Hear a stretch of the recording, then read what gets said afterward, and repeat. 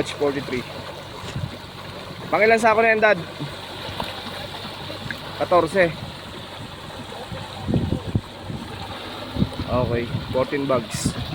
Mortality. Yan.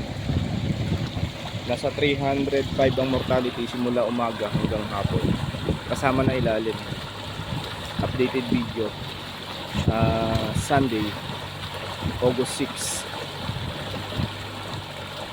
5:49 PM.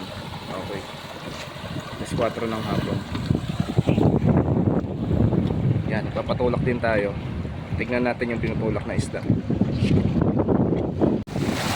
Okay, magandang hapon ulit mga kapiskids. Ito ang isda natin dito sa Sidlok. Ito, nagtutulak tayo ngayon ng isda ng cage natin. Ito ang isda na to. 5 buwan, ang estimate ko mga 5-2 kilo. Halos kulang medyahan ang sukat na to. Mga nasa 450 siguro mga kapiskids ang EBW. Okay. Bali ang namatay dito kanina umaga ay nasa 420, tapos ngayon isang 180, kaya medyo marami-rami. Bali ito ang sukat ng isda niya. Yan. Halos talagang mga, kung titingnan niya natin parang medyahan na, pero para sa safe na kwenta mga 5 peraso 2 kilo. Safe na kwenta to mga kapiskids. Yan. Ito yung nakuha ngayon na 1990 ngayon hapon. Galing sa ilalim to mga kapiskids. Dahil hindi naman din natin hinahayaan na lumutang pa sa ilalim o mabongkang pa yung bangos natin. Hanggat maaari, tunin natin, maagapan natin mga kapiskids. Yan. Kaya napilitan na tayo ngayon kahit hapon na alas 5:05 maitulak. Baka sakaling makatulong. Dahil sa lahat ng pigs natin, ito na lang yung isa sa pinakamaraming namamatay dito sa area natin.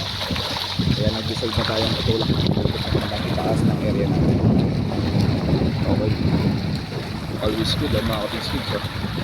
Ano nyo ba? Kahit ganun naman sila mga kapigs, kahit maraming namamatay ay patuloy pa naman din ang kain ng isda.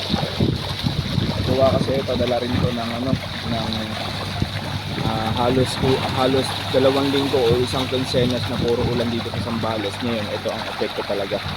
Halos pang malawakan naman din ito mga kapigs.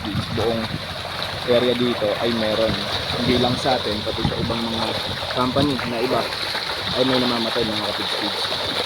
Pang malawakan talaga. Pati sa timpanta natin mga kapigs may namamatay. Okay. Ayan, ang lalakas mga kapigs. Ano ba sila?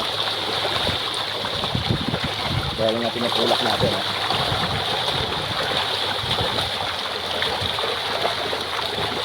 Nakakatawa. Sana makarecover na to.